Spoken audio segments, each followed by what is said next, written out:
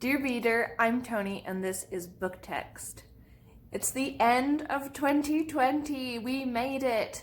And today I just want to talk about some reading reflections as I look back on what I read and accomplished didn't accomplish in the year of 2020. But first, our word for today is the word delibation. It is a noun. It was used primarily in the 17th century, at least that's what the records that I could find. And it means a brief or slight knowledge of something, a brief experience of something. We might say nowadays a taste of something. So when I read the first line of a book, I am getting a delibation of the book. And hopefully it's a delicious delibation. I think we should bring that word back. It's marvelous.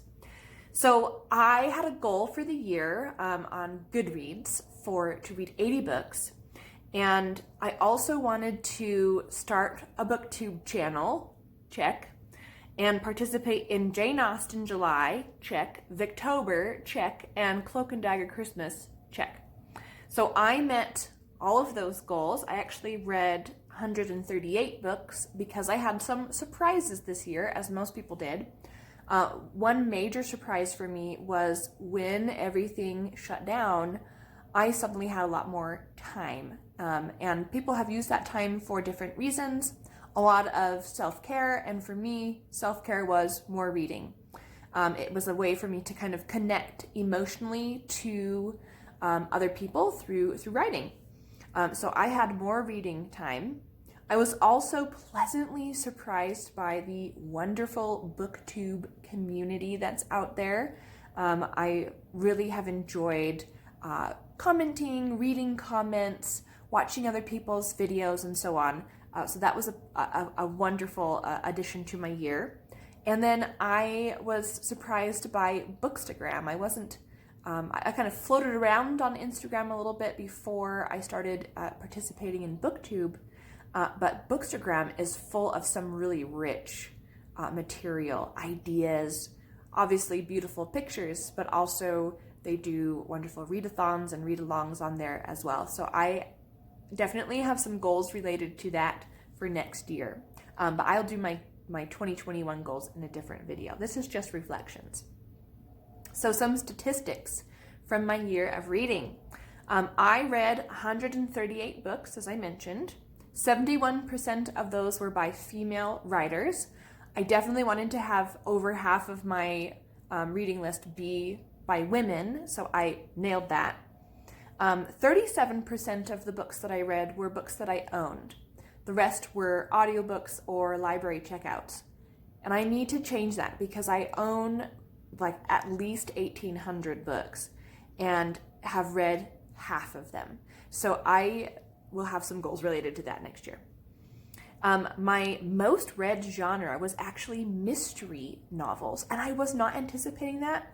I thought for sure I'm reading tons of classics, and classics was a close second, but I was not expecting to have read so many mystery books. So that was interesting. So mystery was first, then classics, and then nonfiction. I also wasn't expecting that last one. And it might be that I was just keeping track of the nonfiction that I read instead of only keeping track of fiction, because I probably have read a lot of nonfiction, just didn't realize it. Of the 138 books that I read, only 12 were by BIPOC authors. So I definitely have a related goal to work on remedying that and reading a lot more authors of color. The shortest book that I read was 20 pages long. I believe that was a picture book.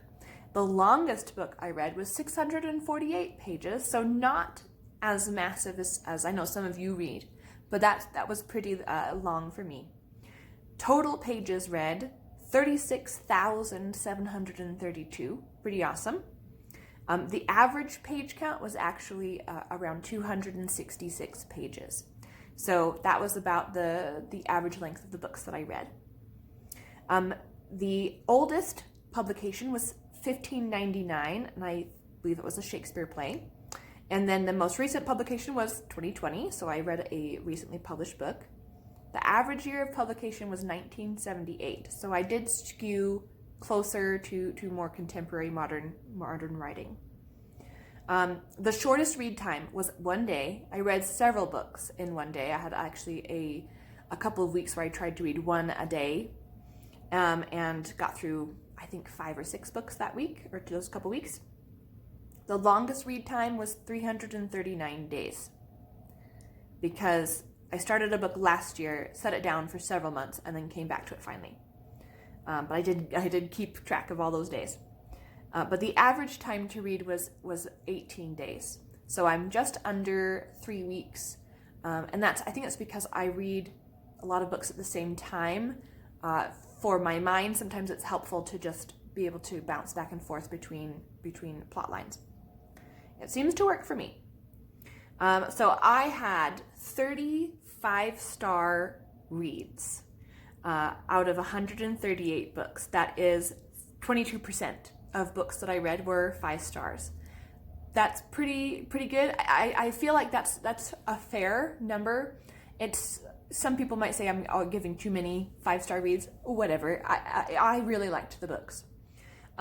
6 of those were audiobooks, so I really enjoyed listening to audiobooks this year.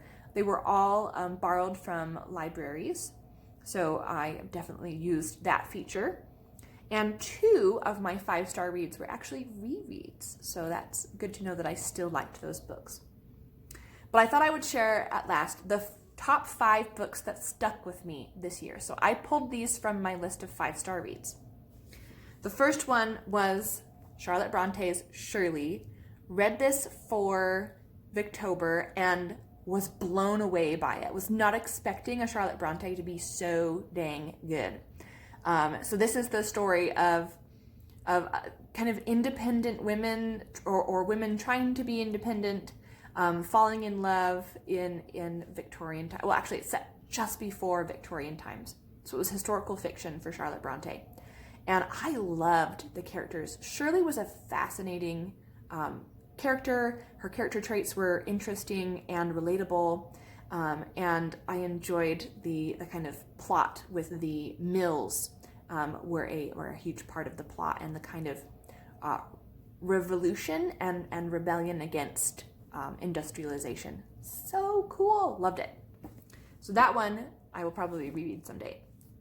And I had originally checked out the book from the library and had to get my own copy for Christmas because I liked it so much. Number 2 book that stuck with me this year was South Riding by Winifred Holtby. I had been wanting to try this for a while. This was my first Winifred Holtby book. I loved this one so much. It's kind of a 1930s Middlemarch. That's how I have been describing it for a while.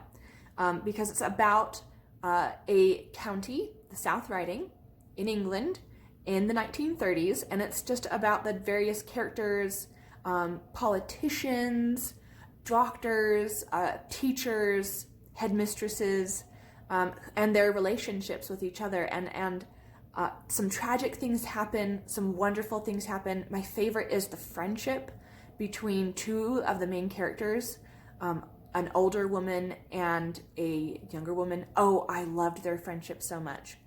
I treasure the friendships I have with older women, and this book just kind of encapsulated what's so wonderful about those. So absolutely love this one. There is an adaptation from TV that I kind of want to try, but I'm a little nervous to try that. Don't want it to ruin the reading experience. But this is definitely going to be reread sometime soon. I'm noticing a lot of these books are quite hefty, so there was something about the length that maybe lent them to great character development, because I'm really a character reader. I don't read too much for plots in certain genres. So far these are all been really heavy with characters. Number 3 is The Forgotten Garden by Kate Morton. This was a story of kind of intertwining timelines.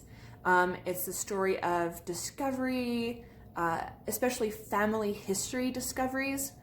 I'm into that. I really love that. I have done a lot of research into my own family history and feel very connected to my ancestors. And this book was a lot of kind of discovering where people came from, who parented whom. I mean, it was really interesting. Very sweet, very well written. I will definitely be reading more Kate Morton. I don't know if I'll come back to this book again soon, just because I have so many books that I want to read, but I liked it enough to continue reading more by the author. Then number 4 is My Life in Middlemarch by Rebecca Mead. This is a nonfiction. It's kind of part memoir, part critical analysis. So Rebecca Mead talks about her experiences reading George Eliot's writings, and then also writes about George Eliot herself. I learned a lot about one of my favorite Victorian writers, and I felt some connections between art and life. I definitely can see how you might almost fall in love with an author from a past time, which it seems like Rebecca Mead was kind of becoming a friend of George Eliot. I took lots of notes. I made there was lots of passages that I want to turn back to and look at again, which I will hopefully do soon. And that was a surprising nonfiction. Number 5, last but not least, was Sarah Orne Jewett's The Country of the Pointed Firs. This was one of the books. It was a small book, so I was reading it for my one-a-day readathon, and I really want to read this again. It's the story of a young woman writer who goes to visit the islands. I believe they are on the coast of Maine. Yeah. Around the turn of the 20th century, and the kind of quirky characters that she meets there is a lot of female characters living on their own for various reasons. And I just loved the island hopping scenes, the grand picnics that they took. It was a beautiful setting, wonderful characters. You really I wanted to live there with them. So I will return to The Country of the Pointed Firs sometime soon. So those are my reading reflections. How was your reading year? Please tell me in the comments. I've been enjoying watching other people's videos as they also reflect back. And I will have my 2021 new reading goals for you soon. Remember, there's always another book.